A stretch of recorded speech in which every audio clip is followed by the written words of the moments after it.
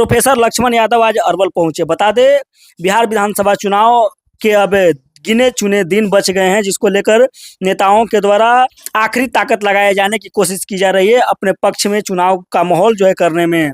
उसी दौरान प्रोफेसर लक्ष्मण यादव अरवल पहुंचे हैं, जहां महागठबंधन के उम्मीदवार के पक्ष में जनता को जो है जन संबोधन किया और जनता से जो है महागठबंधन की सरकार बनाने की अपील। 5 साल के अगर लिए आप सीएम बना दोगे तो बताओ 4 लाख नौकरी को 40 लाख या 4 करोड़ नौकरी करने का वो माता रखते हैं कि नहीं रखते हैं। इस बार का चुनाव इसलिए है कि जो कहने वाले करके दिखाएं उनको आप वोट देना। महागठबंधन ने अपने घोषणा पत्र में लिखा है, जिस भी परिवार को नौकरी नहीं मिले हम उसे सरकारी नौकरी देने का काम करेंगे। महागठबंधन किन मुद्दों पर चुनाव लड़ रहा है? वो बिहार को बदलने का एजेंडा लेकर आपके बीच में आया। महागठबंधन नौकरी पर चुनाव लड़ रहा है।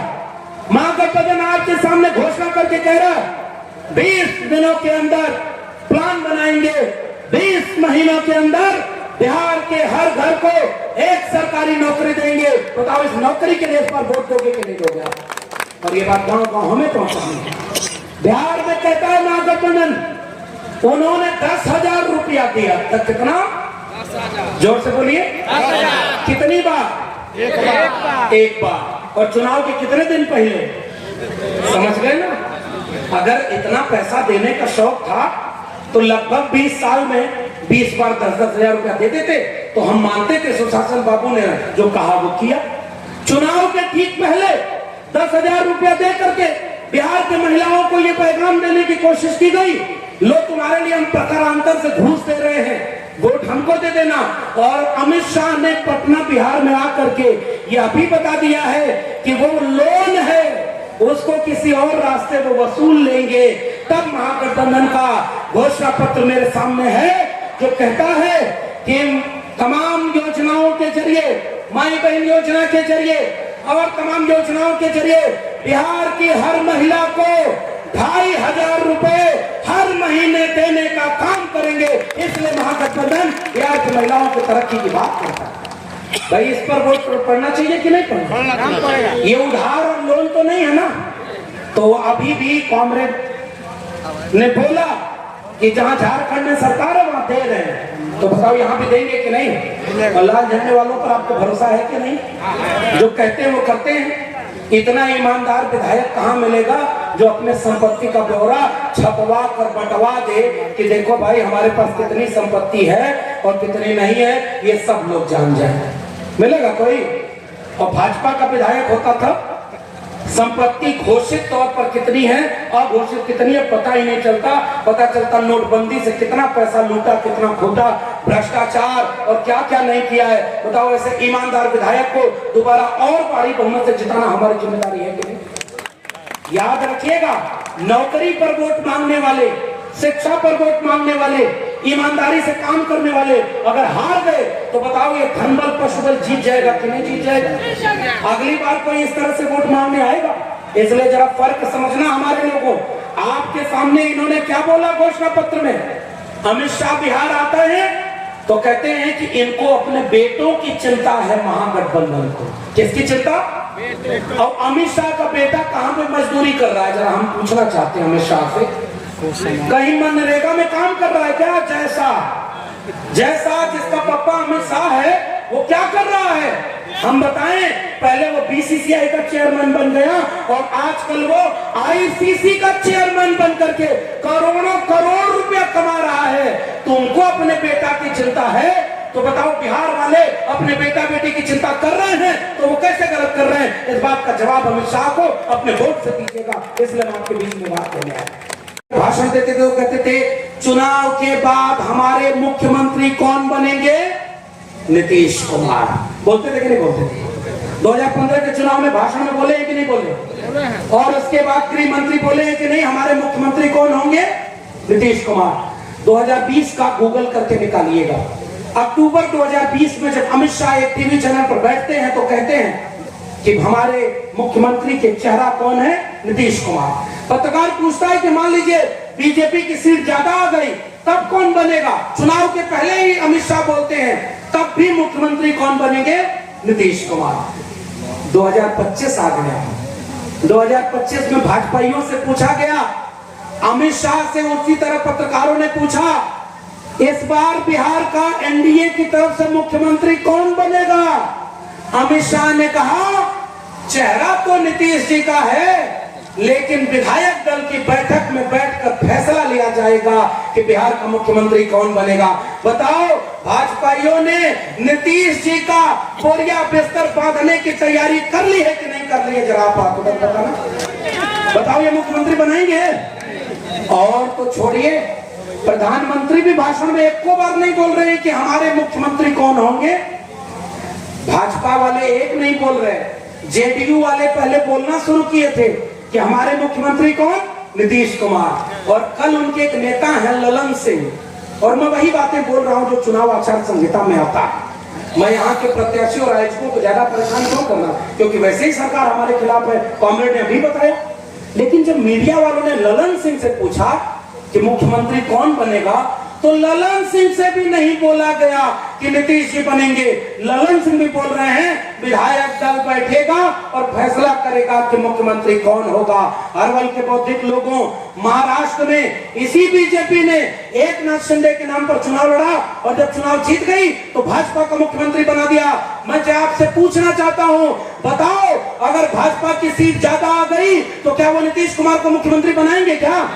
अरे भाई जोर से बताना, नीतीश कुमार को बनाएंगे? तो जब नीतीश कुमार को मुख्यमंत्री नहीं बनाएंगे तो उनका वोटर भी तो समझ रहा होगा। नीतीश जी का वोटर क्या भाजपा को पसंद करता है क्या? मैं भी नीतीश जी को कुछ जगहों पर बहुत पसंद करता हूं और कुछ जगहों पर मैं सहमत नहीं होता हूं, क्योंकि आप भाजपा के साथ चले गए। मैं कहता हूं नीतीश जी जब तक बिहार के मुख्यमंत्री थे, बिहार में उत्तर प्रदेश की तरह बुलडोजर नहीं चलता था, और उस बुलडोजर को किसी ने रोका तो नीतीश जी ने रोका। उनकी कई गलतियों के बावजूद वो मुख्यमंत्री थे तो बिहार बचा था। अरवल के लोगों, मेरी बात याद रखना, उत्तर प्रदेश में बीजेपी का मुख्यमंत्री है और केवल बुलडोजर हिंदू मुसलमान मंदिर मस्जिद के नाम पर लड़ाता है और पूरी तरह से उत्तर प्रदेश को जंगल राज में ढकेल चुका है। अगर बिहार में बीजेपी का मुख्यमंत्री बन गया तो बताओ बिहार बचेगा क्या बुलडोजर से? तो बिहार को बुलडोजर चाहिए क्या? बिहार को दंगा चाहिए क्या? बिहार को हिंदू मुसलमान के नाम पर लड़ाना चाहिए क्या? इसलिए फैसले की कड़ी है, आप लोग का एक एक वोट भटकना नहीं चाहिए। बताओ भटकेगा तो नहीं? इन लोगों को जवाब देना हमारी जिम्मेदारी है कि नहीं? और इसलिए हम भी एक बात आपसे ये कहने आए हैं, ये चुनाव किस चीज का है? अभी कॉमरेड ने हमारे बीच में बोला भी, चुनाव आयोग कहता है कि कोई भी भाषण में इधर उधर की बात नहीं करनी है। और गिरिराज सिंह क्या करके गए?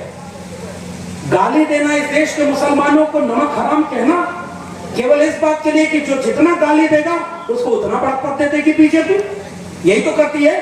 तो बताइए, गाली देने वाले और अपमान करने वालों को अरवल से आपका जब एक एक वोट पड़े तो ये गिरिराज सिंह के अपने संसदीय क्षेत्र तक एक पैगाम दे कि यहाँ कोई नमक हराम नहीं है।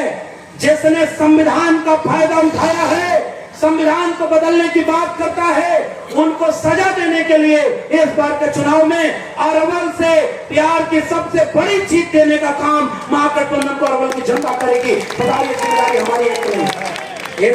ये वो संघर्ष हुए थे तब हम आज यहाँ पर खड़े हैं। हम तो बार बार ये कहते हैं, मैं तो उत्तर प्रदेश से चल के आया हूं। और क्यों आया हूं? मैं इसलिए आया हूं कि अगर बिहार, तथागत बुद्ध की धरती बिहार, लोकतंत्र की जननी बिहार, समाजवादी आंदोलन के संघर्षों की जमीन बिहार, त्रिवेणी संघ के संघर्ष से जो समानता और न्याय का संघर्ष किया गया उसके इतिहास का बिहार, अर्जक संघ वाला बिहार, कर्पूरी जगदेव मंडल वाला बिहार, कॉमरेड राम नरेश राम जगदीश महतो वाला बिहार 2025 में बहुत बड़े खतरे के सामने खड़ा है। और बिहार का इम्तिहान होने जा रहा है कि ये संघर्षों से हासिल बिहार बचेगा या वाकई फिरका परस्त सांप्रदायिक ताकतों के हाथ में चला जाएगा।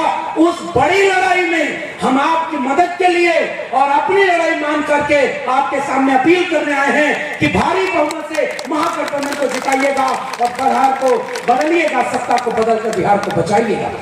क्योंकि बिहार बचेगा तो लोकतंत्र बचेगा। बिहार बचेगा तो संविधान और बचेगा। और बिहार में अगर सामंती फिरका परस्त ताकतों को हम रोक लेंगे तो फिर मैं जिस प्रदेश उत्तर प्रदेश से आता हूं वहां पर भी हम अगले आने वाले कुछ दिनों में उन फिरका परस्त ताकतों को और मजबूती से सत्ता से बेदखल कर लेंगे। इस बात में हम आपके बीच में आए, इसलिए हम आपके बीच में जब अपील करने आए हैं तो ये बात कहने आए हैं कि इतिहास का ही बात नहीं है। बाबा साहब डॉक्टर भीमराव अंबेडकर ने जब संविधान बनाया तो उसके पहले इस देश में राजा रानी के पेट से पैदा हुआ करते थे। राजा राजा कौन बनेगा ये बात तय हो गई थी, किसको शिक्षा मिलेगी, किसको अधिकार मिलेगा, कौन सड़क पर चलेगा, कौन खटिया पर बैठेगा, कौन नहीं बैठेगा, ये भारत बटा हुआ था। हजारों साल के संघर्ष में जब इस लड़ाई को आगे बढ़ाया और बाबा साहब डॉक्टर भीमराव अंबेडकर को मौका मिला तो अपने संविधान से उन्होंने वो रास्ता खोल दिया था कि अब राजा रानी के पेट से नहीं जनता के वोट से पैदा होगा और जनता तय करेगी कि उसका राजा कौन बनेगा। इसलिए नौकरी के साथ एजुकेशन हब, पढ़ना यहां जाकर के हर प्रमंडल में महिला कॉलेज, 136 प्रमंडलों में डिग्री कॉलेज नहीं है, वहां डिग्री कॉलेज, पटना में एजुकेशन हब बनाना, फॉर्म फ्री कर देना, उनको लिए कोई शुल्क न लगाना, विद्यार्थी अगर परीक्षा देने कहीं जाएगा उसको कोई किराया नहीं देना पड़ेगा। और ये सारा काम करके उससे बड़ी बात बिना पेपर लीक किए नौकरी और रोजगार बांटने का काम अगर महागठबंधन करेगा तो बताओ इसको मौका मिलना चाहिए कि नहीं मिलना चाहिए? भाई ये महागठबंधन का घोषणा पत्र है और मैं तो उसी पर बोल रहा हूं। और ये सवाल अमित शाह और नरेंद्र मोदी से पूछने का वक्त भी है कि आपने क्या किया। मुख्यमंत्री नीतीश कुमार का एक भाषण देख रहा था, कॉमरेड उसी सदन में बैठे थे और वहां पर वो क्या बोल रहे थे कि जब ये कहा गया कि बिजली फ्री देनी चाहिए तो नीतीश कुमार कहते हैं फ्री नहीं कुछ देना चाहिए, फ्री देने से लोग बिगड़ जाते हैं। महागठबंधन वालों, इसके लिए अपने लिए ताली बजाना कि जब महागठबंधन ने कहा कि 200 यूनिट फ्री देंगे बिजली तो 150 यूनिट वही नीतीश कुमार फ्री देने के लिए मजबूरी में स्वीकार कर लिया। बताओ ये हमारी जीत है कि नहीं है? हमारी नकल कर रहे हैं कि नहीं? तो हमारे घोषणा को वहां पर लागू कर रहे हैं। तो बताओ नकल मारने वाले को मौका मिलना चाहिए या वाकई जो बिहार का भला करता है उसके लिए मौका मिलना चाहिए? महागठबंधन को मौका मिलना चाहिए कि नहीं? इसलिए हम आपके बीच में क्या करके आए हैं, प्रधानमंत्री आकर के कहते हैं छठ मैया का अपमान कर दिया। प्रधानमंत्री को सुनते हुए कई बार लगता है कि गली मोहल्ले का भाजपा का नेता भी कई बार उनसे अच्छी भाषा में बोलता हो। मैं सुबह रोज उठ करके छठी मैया का गीत सुनता हूँ। कहाँ के रहने वाले हैं? गुजरात में छठ मनाई जाती है तो कहाँ से गीत सुनते हो? इसका मतलब झूठ बोल रहा है कि नहीं? बिहार वालों को क्या तुम इतना नादान समझे हो कि तुम कुछ भी बोलोगे और बिहार वाले समझ जाएंगे? दिल्ली में उनकी सरकार है, मैं दिल्ली में रहता हूँ। पहले इन सब झूठों ने कहा था हमारी सरकार बन जाएगी तो यमुना साफ करके साफ नदी में छठ मनाएंगे। अभी गूगल करके पढ़ना अरवल के लोगों, इस बार बिहार की बीजेपी सरकार ने जैसे फर्जी घोटाला करते हैं फर्जी यमुना बना दी और फर्जी यमुना में छठ मना करके बताओ उन्होंने छठी मैया का अपमान किया है कि नहीं किया? इसलिए इसका भी हिसाब किताब चुनाव में करने का वक्त आ गया है। और काम किया, कितना चल रहा है, किन किन क्षेत्रों में काम किया, कैसे किया और तो और कितने संघर्ष और लड़ाई लड़ी है। जरा इस रिपोर्ट कार्ड की तस्वीर देखना आप, इसमें जो फोटो लगी है काला कुर्ता पहनकर आपके विधायक भी खड़े हैं। ये फोटो बिहार विधानसभा के सामने की है और काला कुर्ता पहनकर जब पूरा महागठबंधन उस विरोध में खड़ा था और तमाम तरह के संघर्ष में खड़ा था तब आपके लोग ये कह रहे थे, नारा लगा रहे थे कि वोट चोर, अरे भाई जोर से बोलना, वोट चोर वोट चोर। ये नारा बिहार से निकला और पूरे देश का नारा बन गया था। गली गली में शोर है, बाकी आगे की लाइन तो अरवल के लोग हमसे बेहतर जाते हैं। भाई अभी आपके विधायक जी ने ये बात कही भी है कि वहां पर कुछ भी कर लो, वहां पुलिस नहीं जाती, मुकदमा नहीं हो रहा। और महागठबंधन के लोग इशारे में भी कुछ कहेंगे तो मुकदमा, परेशानी, ये सब होगा। तो बहुत सारी बातें तो मैं इशारे में भी कहूंगा, लेकिन कहते हैं कि अब की बार 400 पार तक इस देश का संविधान बदलना है। मैं तो उस उत्तर प्रदेश से आया हूं, अरवल बिहार के संघर्षों की जमीन के सम्मानित लोगों, मैं बड़े शान से ये कहता हूं कि जब गुमान में अहंकार में चूर होकर 56 इंच वाले ये नारा लगा रहे थे कि अब की बार 400 पार तक के संविधान बदलना है, उत्तर प्रदेश के समाजवादियों ने पीडीए यानी पिछड़े दलितों, अल्पसंख्यकों, आदिवासियों और आधी आबादी को इकट्ठा करके संविधान को बचाने का काम किया और उत्तर प्रदेश में भाजपा के अहंकार और गुरूर को तोड़ दिया और 43 सीटों पर उनको हरा दिया और आज देश में संविधान महफूज है। कल्पना करिए कि हम उत्तर प्रदेश वाले अगर 43 सीटों पर न हराए होते तो इन्हें उत्तर प्रदेश के हार के चलते 2 बैसाखी की जरूरत पड़ी। एक आंध्र प्रदेश से आई और दूसरी बैसाखी बिहार से गई थी। आज इन्हीं दोनों बैसाखियों पर दिल्ली की हुकूमत जुल्म की इंतहा कर रही है।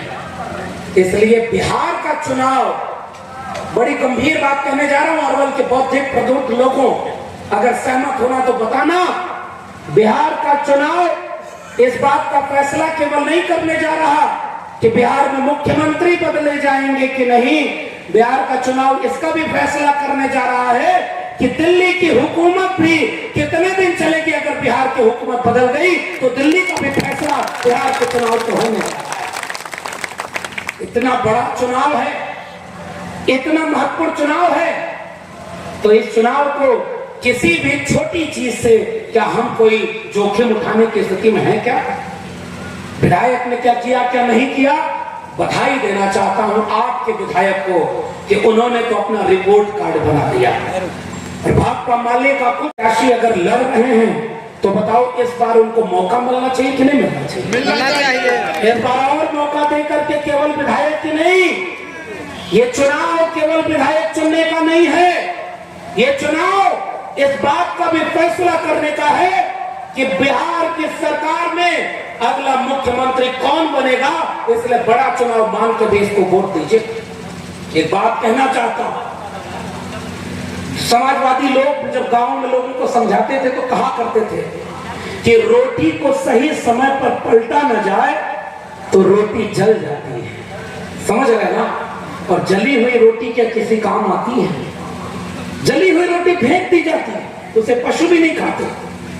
लोकतंत्र में सत्ता की रोटी को पलटने के लिए बाबा साहब डॉक्टर भीमराव अंबेडकर ने 5 साल बाद चुनाव का वास्ता रास्ता दिया है। और 5 साल में जो सत्ता में होता है वो अपने काम पर वोट मांगने आता है।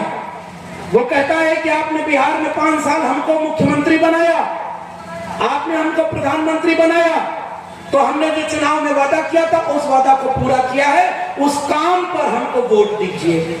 और जो विपक्ष में होता है वो कहता है कि अगर आपने हमें सत्ता दी तो हम क्या क्या काम करेंगे, और अपने एजेंडे, अपने नैरेटिव, अपने घोषणा पत्र पर चुनाव लड़ता है। अरवल के बौद्धिक लोगों जरा एक बात का जवाब देना, 20 साल लगभग, कुछ महीने छोड़ दे तो 20 साल लगभग जो सरकार में हो वो काम पर वोट मांगने की बजाय 12 साल जो देश में सरकार में हो वो अपने काम पर वोट मांगने की बजाय बिहार आ रहे हैं तो क्या कह रहे हैं? बिहार में अगर महागठबंधन को वोट दे दिया तो जंगल राज लौट आएगा।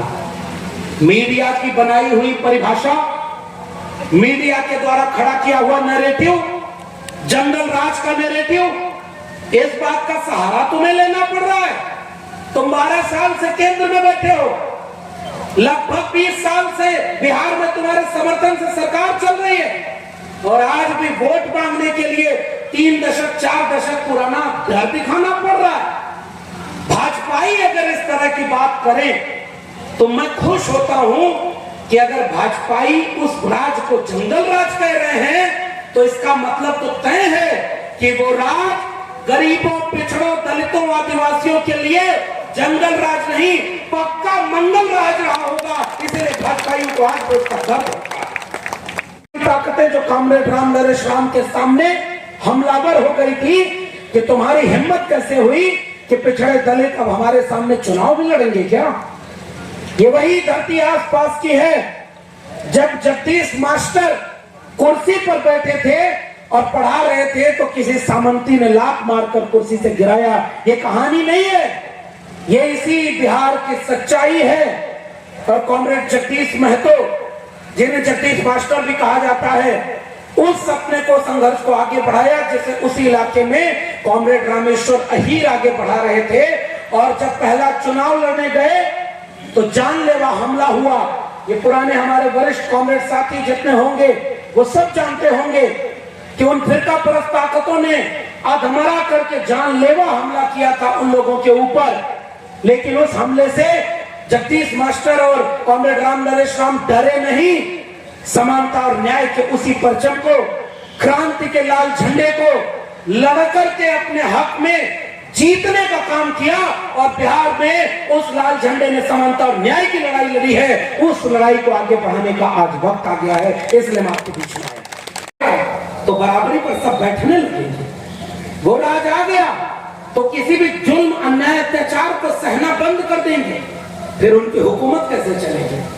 जंगल राज का मतलब, वो कहते हैं कि अपहरण होता था। मैं आपको आंकड़ा दे रहा हूं, 15 साल के लालू प्रसाद यादव और राबड़ी देवी की सरकार में 35,000 अपहरण लगभग हुए। अब भाजपाइयों से आप भी पूछना, 20 साल के नीतीश कुमार की सरकार में लगभग 1.25 लाख से 1.5 लाख अपहरण हुए। बताओ असली जंगल राज कौन सा था? मीडिया के समर्थन से, भाजपाइयों के समर्थन से कोई अपने को सुशासन बाबू कहला ले, लेकिन जब आंकड़ों से बात होगी तो हम आंकड़ों से सवाल करेंगे कि पिछले 20 साल में बिहार में 65,000 हत्याएं जब हुई तो बताओ ये सुशासन की सरकार है या असली जंगल राज चल रहा था? इस बात का फैसला इस बार के चुनाव में आपको देना है। 65,000 हत्या 20 साल में, तो बताओ वो सुशासन की सरकार है? इस बात का फैसला भी करना। सड़क बनाकर जो लोग कहते हैं कि विकास कर दिया बिहार का, उनसे पूछना कि जब यूपीए की गवर्नमेंट की सरकार थी, 80,000 करोड़, 75,000 करोड़ पैसा मनमोहन सरकार देती थी, उससे आप रोड बनवा कर कहते थे हम सुशासन बाबू हैं। और जब डबल इंजन की सरकार बन गई, आज तक बिहार को नीतीश जी कहते थे बिहार को विशेष राज्य का दर्जा चाहिए, बिहार को विशेष राज्य का दर्जा चाहिए। बोलते थे कि नहीं बोलते? अरे भाई, अरवल के लोगों गलत तो नहीं बोल रहा? नीतीश जी की लड़ाई थी ना कि विशेष राज्य का दर्जा चाहिए। और जब वो बीजेपी के साथ चले गए तो विशेष राज्य का दर्जा मिला। अरे भाई जोर से बोलिएगा, आप बोला। चुप रहने का वक्त नहीं है, सवाल करने का वक्त है कि जब डबल इंजन की सरकार में विशेष राज्य का दर्जा नहीं दिला पाए तो बताओ किस नाम पर बिहार से वोट मांगने आओगे? हम ये सवाल आपसे पूछना चाहते हैं। कब रहते हैं? जब चुनाव होता है। और जब चुनाव खत्म होता है तो 8,000 करोड़ के जहाज पर बैठकर विदेश में दौरा करने जाते हैं। और जब बाहर से हमला हुआ तो विदेश का कोई देश हमारे सामने खड़ा ही नहीं हुआ। मैं सवाल करना चाहता हूं देश के प्रधानमंत्री से। प्रधानमंत्री आकर के ये भाषा बोल रहे हैं कि आरजेडी ने कांग्रेस की कनपट्टी पर कट्टा लगा करके सीएम फेस घोषित कर दिया है। बताओ ये प्रधानमंत्री की भाषा होनी चाहिए क्या? एक प्रधानमंत्री को ये भाषा बोलनी चाहिए? आरजेडी ने कट्टा लगा करके कांग्रेस से सीएम फेस घोषित करवाया है। ये बार बार सपने में भी कट्टे की याद क्यों आती है? ये सवाल मैं देश के प्रधानमंत्री से पूछना चाहता हूं कि बिहार को आज भी आप कट्टे की नजर से देखते हैं? नहीं साहब, हम बिहार को उस नजर से देखते हैं जो इस बिहार ही नहीं पूरे देश को ज्ञान, विज्ञान, अनुसंधान की दिशा दिखाता है। लेकिन आपकी सरकारों ने बिहार को कंगाल और बीमार बनाया है, इसलिए आपको बिहार में आकर केवल कट्टा याद आता है। अब की बिहार का नौजवान प्रधानमंत्री के कट्टे वाली भाषा का जवाब अपने वोट से डालेगा। पलायन न रोकने वाली बीजेपी का बिहार से पलायन करेगा। इस बात का ऐलान बताओ अरवल में करना चाहिए कि नहीं करना चाहिए? ये भाजपाइयों का बिहार से पलायन होना चाहिए कि नहीं होना चाहिए? आप यहाँ पर आकर के कट्टा और ये सब की बात करते हो कि सीएम फेस घोषित कराया। अब एक सवाल मेरा है, हमारे प्रिय कवि हैं उदय प्रताप सिंह जी, वो कहते हैं कि खामोश है जब तक कि रहा जाएगा हमसे, खामोश है जब तक भी रहा जाएगा हमसे, कातिल को मसीहा न कहा जाएगा हमसे, कातिल को मसीहा न कहा जाएगा। जिन लोगों ने सपनों की हत्या की, जिन लोगों ने झूठ बोला, जिन लोगों ने जात को जात से, धर्म को धर्म से लड़ाया, जो लोग आज भी लड़ाना चाहते हैं, क्या उनको बिहार स्वीकार करेगा क्या? इसलिए इन तमाम लोगों को जवाब देना हमारी जिम्मेदारी है और हम यहाँ पर वही जवाब देने के लिए आपके बीच में आए हैं। इसलिए जरा आखिरी में एक बात पूछना चाहते हैं अरवल के मेरे लोगों, यहाँ तो सर्व समाज के लोग बैठे होंगे ना, मैं तो उन तमाम लोगों से कहना चाहता हूँ, इस बार का चुनाव विधायक बनाने से ज्यादा बड़ा मुख्यमंत्री बनाने का है। इसलिए कोई भी भटकाव, कोई भी चीज लाने की बजाय एक तरफ से महागठबंधन को जिताएंगे कि नहीं जिताएंगे? एक बात और कह दूं, हरियाणा में ऐसे ही चुनाव हो रहा था, भाजपा वालों को गांव में घुसने नहीं दिया जाता, जैसे यहाँ भी कई जगह ऐसा हो रहा है। पोस्टर फाड़ा गया, कॉमरेड महानंद जी ने बताया, और उसके बाद उससे कहा गया कि तुम अपनी गाड़ी और फोड़ लो, और फोड़ लो। मूवी में नहीं देखे हैं कि कोई आदमी जैसे सामने कोई आता था तो अपने से दीवार में सर मार के कर दिया, ऐसे फलरो हमको पीटा है। भाजपा वालों को चुनाव जीतने के लिए ये सब करना पड़ रहा है। क्यों करना पड़ रहा है जानते हैं? क्योंकि जनता उनके साथ तो धोखे से चुनाव जीतना चाहते हैं। तो एक बात बताइए कि अगर हरियाणा में गलती हुई थी कि नहीं? कुछ लोगों को मैं इशारे में कहूंगा, अरवल के लोगों को, लोगों को, सब लोग को समझ जाना, और मैं जो पैगाम देना चाहता हूं आखिरी में उसको लेकर जाना।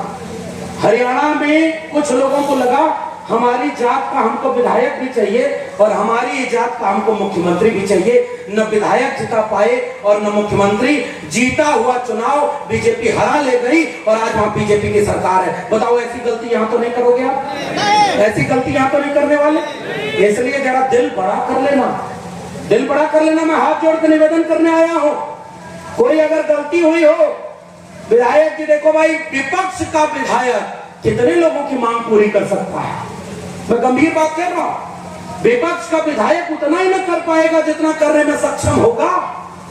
अब की अपने विधायक को दुगने वर्ष से जिताना और महागठबंधन का मुख्यमंत्री बनाना, जितना 5 साल में काम हुआ उतना अगर 5 महीने में काम न हो जाए तो फिर हम नहीं आएंगे, हम हिसाब किताब कर लेंगे। बताओ गलत तो नहीं कह रहा? अब तक तो आप विपक्ष का विधायक चुनते थे ना, आपने जिस विधायक को चुना वो सत्ता में तो बैठे नहीं, और जब सत्ता में बैठे तो भी उसमें काम करने का बहुत मौका मिला नहीं। तो बताओ मुख्यमंत्री बदलने का चुनाव है कि नहीं? इसलिए कहीं कोई नाराजगी हो, कहीं भाजपा वाले आकर के भटका रहे हो, शिकारी आकर जाल फैला रहा हो, दाना डाल रहा हो, बताओ दाना वाला चिड़िया जो उस जाल में फंस जाएगी तो बताओ वो कभी आजाद रह पाएगी? ये भाजपा वाले बहुत तरह के अपने आदमी आपके बीच छोड़ देंगे जो ऐसे ही पीडीए समाज के होंगे। पीडीए समाज जब कह रहा हूं तो समझ जाना, जो भाजपा का वोटर नहीं है उसके बीच में एक आदमी को खरीद लेंगे, उस आदमी से दुष्प्रचार करवाएंगे, झूठ बुलवाएंगे, कानाफूसी करवाएंगे और उसके बाद आकर के वहां माफी मंगवा लेंगे कि आपकी मौका दे दीजिए, इनको हराया जाए, उनको जिताया जाए, काम होगा। ऐसे किस साजिश को कामयाब होने देंगे क्या? ऐसे साजिश से नुकसान किसका है? किसी जात के लोगों को अगर ये लगता हो कि हमारी जाति की संख्या ज्यादा है तो हमारे घर पर बुलडोजर नहीं आएगा या हमारा नुकसान नहीं होगा, बताओ उसका ये समझदारी है कि मूर्खता है? जलते घर को देखने वालों, फूस का छप्पर आपका है, आग के पीछे तेज हवा है, आगे मुकद्दर आपका है। उनके कत्ल पे मैं भी चुप था, मेरा नंबर अब आया, मेरे कत्ल पे आप भी चुप हो, अगला नंबर आपका है। इसलिए किसी भी धोखे और साजिश में मत आना। एक भी वोट अगर महागठबंधन का बट गया, किसी झूठ के नाम पर बट गया, किसी मुंह फुल्ली के फुल्ला में बट गया तो नुकसान सबका होगा, ये बात याद रखना। इसलिए कोई भाजपा वाला साजिश करे, कैंडिडेट के खिलाफ साजिश करे, किसी जात के नाम पर साजिश करे तो बताओ अरवल में चलेगा क्या? अरे भाई जोर से बोलना, ये भाजपाइयों की साजिश चलेगी? और भाजपा वालों के कहने पर बटोगे क्या? एकजुट रहेंगे ना, कोई वोट बटने तो नहीं देंगे। इसलिए मैं आपके आप सामने आके कह रहा हूँ, महागठबंधन का घोषणा पत्र गाँव गाँव पहुंचाना। ये भाजपाइयों से जरा पूछना, हमारा तो दूल्हा तैयार है बारात का, महागठबंधन का दूल्हे का नाम क्या है? अरे भाई जोर से बोलना, दूल्हे का नाम क्या है? तो क्या नाम है? तो नौकरी कौन देगा? जोर से बोलिए, नौकरी कौन देगा? तो पढ़ाई कौन कराएगा? तो दवाई कौन दिलाएगा? कमाई जेब को कौन दिलाएगा? और सिंचाई खेत को कौन दिलाएगा? तो बिहार का मुख्यमंत्री किसे बनाना है? तेजस्वी यादव को देख करके वोट डालना है। 5 साल सरकार में रहेंगे तब हर सबकी नाराजगी दूर हो जाएगी। ये मैं इशारे में कुछ बात करके जा रहा हूं और कहते जा रहा हूं। पहली बार एक मल्लाह के बेटे को, सहनी के, केवट, बिंद, मल्लाह, इन तमाम जातियों के नाम से जो लोग जंग में जाते थे, जिनका सम्मान कोई देने वाला नहीं था, और एक राजमिस्त्री समाज के, तांती तत्वा पान समाज के इंजीनियर आईपी गुप्ता को जब गठबंधन में जोड़ा गया तो बताओ एनडीए से ज्यादा मजबूत गठबंधन महागठबंधन बन गया कि नहीं बन गया? अरे भाई जरा हाथ उठा के बताना, मजबूत है?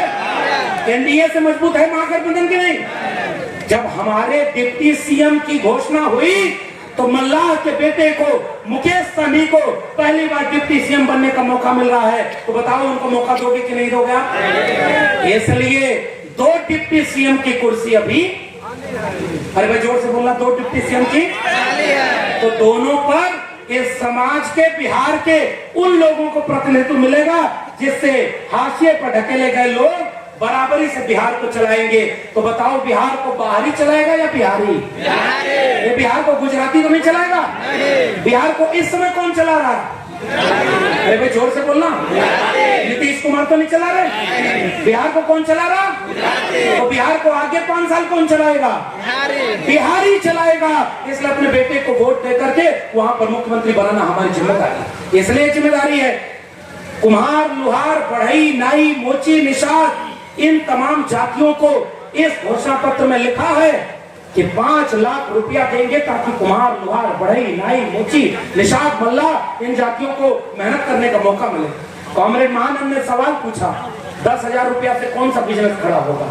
और महागठबंधन ने कहा 5 लाख रुपया देंगे। तो बताओ अति पिछड़े समाज का बिजनेस 5 लाख में खड़ा हो जाएगा कि नहीं होगा? गांव-गांव ये पहुंचाना हमारी जिम्मेदारी है कि नहीं? अति पिछड़ा एट्रोसिटी प्रिवेंशन एक्ट, ये भाजपाइया सब झूठ फैलाता है। झूठ फैलाता है कि अति पिछड़ा को परेशान करेंगे लोग, अति पिछड़ा के ऊपर अन्याय करेंगे।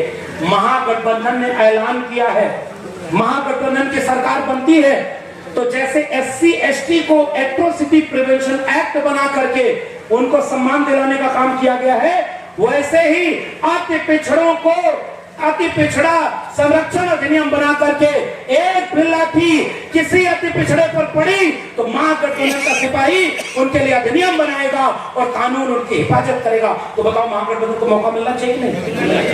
अति पिछड़ा समाज का एक वोट बटना होगा। और कुछ लोग भाजपा वाले अपनी ए टीम तो लेकर आए ही हैं, अपनी बी टीम, सी टीम, डी टीम भी लेकर घूम रहे हैं। और हमारे मुख्यमंत्री, पूर्व मुख्यमंत्री अखिलेश यादव ने कहा कि बिहार में एक पी टीम भी चल रही है, पी टीम। अरवल के लोगों जरा बताना ये पी टीम कौन सी? समझ गए ना?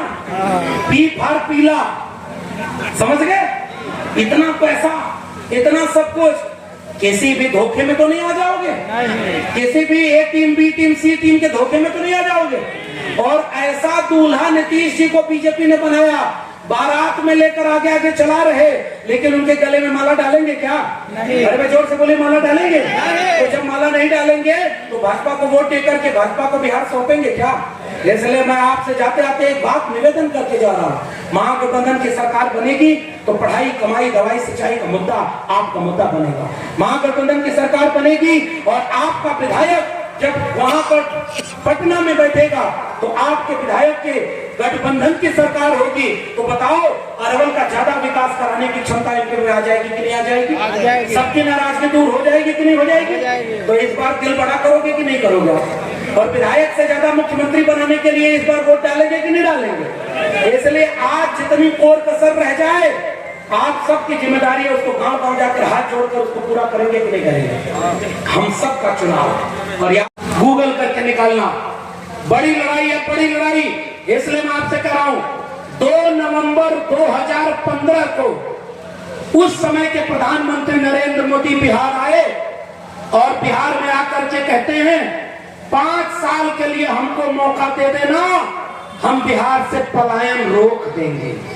तारीख बताना फिर से, 2 नवंबर 2015 जोर से बोलिए, 2015। और आज क्या है?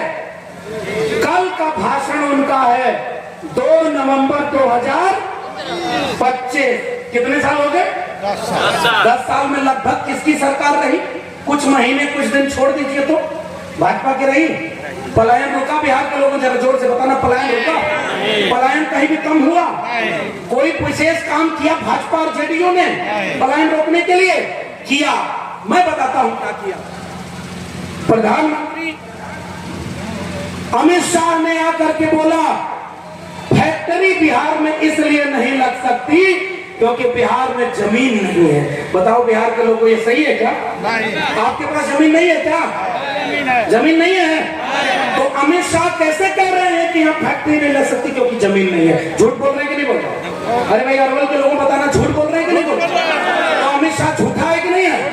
फैक्ट्री लगाने के लिए जमीन गुजरात में मिल जाती है, मजदूर चाहिए, मजदूर। इसलिए अगर बिहार में फैक्ट्री लग गई तो सस्ता मजदूर कैसे मिलेगा? इसलिए पलायन रुकने की बजाय पलायन बढ़ गया है। इस पर चोट करने के लिए इस बार वोट डालने का काम करिएगा ताकि पलायन करके झूठ बोलने वालों को सजा दिला सके। इस महागठबंधन का मुद्दे पर चुनाव हो रहा है और 25 पत्र महागठबंधन का संकल्प पत्र, इस संकल्प पत्र को पढ़िए और गांव गांव पहुंचाइए। आदरणीय महानंद जी, कॉमरेड महानंद जी ने कहा कि महागठबंधन की सरकार बनेगी तो हम इस 25 संकल्प को पूरा कराएंगे। और इस 25 संकल्प में साफ तौर पर लिखा है कि हम कैसे यहाँ पर एजुकेशन हब, जीएसटी से लेकर के तमाम सुविधाएं देकर के फैक्ट्री खुलवा करके बिहार से पलायन रोकने का रोड मैप यहाँ पर है। और रोड मैप कौन दे सकता है? वही दे सकता है जिसके पास विजन, और विजन जिसके पास होता है वो 17 महीने भी अगर सरकार में बैठने का मौका पाता है, वो 17 महीने भी अगर डिप्टी सीएम बनने का मौका पाता है, तो जिसके पास विजन होता है, जिसकी नीयत अच्छी होती है, जो चाहता है कि मुझे काम करना है, वही व्यक्ति, जैसे इसी बिहार में वह भी सुनना पड़ा था जब उसने कहा था कि 2020 में कि एक दस्तखत से 10 लाख नौकरी देंगे, तो सामने से पूछा जाता था पैसा कहां से लाएगा? जेल से पैसा लाएगा, अपने बाप के यहां से लाएगा।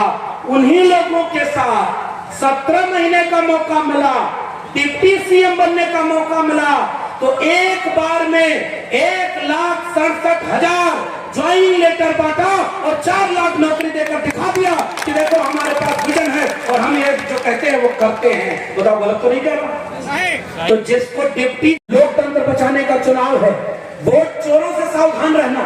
उन वोट चोरों की एक आखिरी बात कहते जा रहा हूं, जब वोट डालने जाना तो यहाँ अरवल का चुनाव चिन्ह क्या दिखेगा?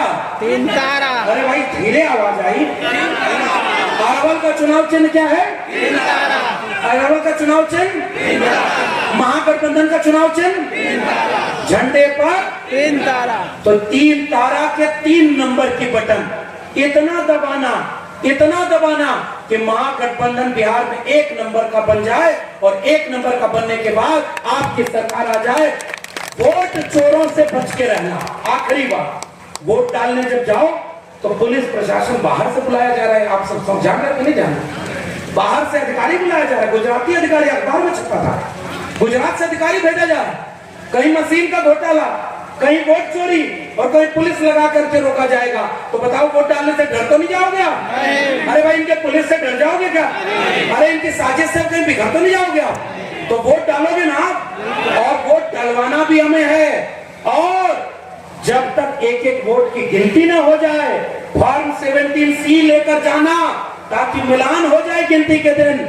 और 11 नवंबर को अरवल में 3 तारा पर इतना बटन दबे कि भाजपा की एनडीए का बिहार से पलायन हो जाए और 14 नवंबर को बिहार का बेटा तेजस्वी यादव वहां पर मुख्यमंत्री बन जाए। आप हाथ उठाकर बनाओगे? इसलिए महानंद जी को, कॉमरेड को किसी भी चीज की कोई कसर रह गई हो, आपसे हाथ जोड़ करके मैं माफी मांगता हूं कि बड़ा दिल दिखाना और बड़ा देश देखना कि बिहार में जिस दिन मुख्यमंत्री आपका होगा उस दिन कोई छोटी रोटी कोई कसर नहीं रह जाएगी। बताओ एकजुट हो जाओगे कि नहीं जाओगे? इसलिए मैं निवेदन करके अभी आगे कार्यक्रम में जाना है। आपके यहाँ तो हम कुछ मांगने भी नहीं आए, हम तो ना यहाँ से चुनाव लड़ने आए ना वहाँ के वोटर, लेकिन हमारा और आपका विचारों का रिश्ता है। हम भी समाजवादी, आप भी समाजवादी, हम भी संविधानवादी, आप भी संविधानवादी, हम भी देश को सामाजिक न्याय से चलाना चाहते, आप भी चलाना चाहते। तो बताओ मुझे निराश तो नहीं करोगे आप? अरे भाई जोर से बताना, बिहार वालों हमारी हिम्मत तो बढ़ाओगे? अरे उत्तर प्रदेश वालों को बिहार वाले हिम्मत तो बढ़ाएंगे ना? एक बार सरकार बनाओगे ना तो नौकरी कौन देगा? अरे जोर से बोलना, नौकरी कौन देगा? 2500 रुपया हर महिला को कौन देगा? अति पिछड़ा को कौन बचाएगा? दलितों को न्याय दिलाना कौन कराएगा? महिलाओं को सम्मान कौन दिलाएगा? हर घर में बिजली पानी कौन सुनिश्चित करेगा? संविधान को कौन बचाएगा? अरे जोर से बताना, संविधान को कौन बचाएगा? इसलिए एक एक वोट किस वोट पर जाएगा? झंडे पर, झंडे पर। तो कोई कोर कसर तो नहीं रह जाएगी। चलो भाई, अब की आप जिता देना, फिर हम आएंगे और जीत का जश्न मनाएंगे जब बिहार में महागठबंधन की सरकार बन जाएगी। इसी बातों के साथ आप सबसे विदा लेंगे। बहुत बहुत धन्यवाद। जय भीम, जय मंडल, जय संविधान, इंकलाब जिंदाबाद, इंकलाब जिंदाबाद। कोई अपराध रुका क्या? पिछले दिनों अरवल के लोगों, जरा गलत कहूं तो बताना, मुख्यमंत्री आवास के पास गोली चली थी कि नहीं चली थी? चली थी ना। डिप्टी सीएम जो रह चुके हो, नेता प्रतिपक्ष, उनके घर के कुछ ही मीटर किलोमीटर के पास गोली चली थी पटना में कि नहीं? पटना में गोपाल खेमका नामक व्यवसायी की हत्या हुई थी कि नहीं? उनके परिजनों की 4 महीने पहले हत्या हुई थी कि नहीं? बिहार में हत्या बलात्कार रोज हो रहा है कि नहीं? अपराध बढ़ा है कि नहीं? अब बिहार वालों, चुनाव के बीच में मोकामा के टाल इलाके में दिन दहाड़े एक अपराधी, खूंखार अपराधी, एक व्यक्ति के ऊपर गोली चलाकर, गाड़ी चढ़ाकर दिन दहाड़े चुनाव के बीच में हत्या करता है। बताओ ये असली जंगल राज है कि नहीं है? ये हम आपको पूछना चाहते हैं। ये चुनाव के बीच में हत्या क्यों कराई गई? और दुलार चंद यादव किसके लिए कुर्बान हुए थे? बिहार के लोग याद रखना, वो एक धानुक प्रत्याशी का प्रचार कर रहे थे, वो तो आरजेडी का प्रचार भी नहीं कर रहे थे, और फिर भी वो बर्दाश्त नहीं हुआ। सामंती, मनुवादी, जातिवादी गुंडों से हत्या करवा दी। पैर पर गाड़ी चढ़ी। पोस्टमार्टम रिपोर्ट कितना सही कितना गलत बिहार फैसला करेगा। लेकिन क्या आपने अखबार में खबर पढ़ी कि नहीं कि हड्डी का इतना चूरा हुआ था कि गिनना मुश्किल था? दर्द तो नहीं कर रहा? आप लगता है प्रायोजित तरीके से घेर कर मार रहे हो। बिहार भूल जाएगा क्या? बिहार भूलेगा? मैंने तो ये भी खबर पढ़ी कि वहां पर घेर कर जब मारा गया, गाड़ी चढ़ाकर रौंदा गया, तो पूरे बिहार को एक पैगाम दिया जा रहा था। पीछे से कोई आवाज भी आई कि इसकी मूंछ भी नोच लो। जांच करे पुलिस, जांच करे सरकार, कौन सही कौन गलत। लेकिन मैंने जो इतना समझा है कि बिहार को 90 के पहले का बिहार बनाने के लिए ये घटना नहीं संकेत है, और इसलिए पूरे बिहार वालों को इसका बदला लेना है। अपने वोट से बदला लेंगे। जनता के पास वोट की ताकत है, और बताइए कि हम ऐसा दोबारा हत्याकांड होने नहीं देंगे। इसलिए हम आपके बीच में आए। और वो लोग जंगल राज की बात करते हैं, प्रधानमंत्री यहाँ पर आकर कहते हैं कि बिहार में जंगल राज आ जाएगा। हम उनसे पूछना चाहते हैं, तुमको 20 साल मौका मिला, अपने काम पर वोट मांगते, आकर बताते कि बिहार से हमने पलायन रोक दिया। मैं तारीख से बताता हूँ, पहले भी अरवल आया हूँ और आप सब हमारा मिजाज जानते हैं। न तो नाली के गैस से चाय बनाया हूँ और न ही भीख मांगकर काम किया है। पढ़ लिख करके ओरिजिनल डिग्री के साथ अपना मुकाम हासिल किया है। इसलिए बिना आंकड़ों के एक भी फर्जी बात नहीं कहेंगे, क्योंकि हम प्रधानमंत्री तो है नहीं।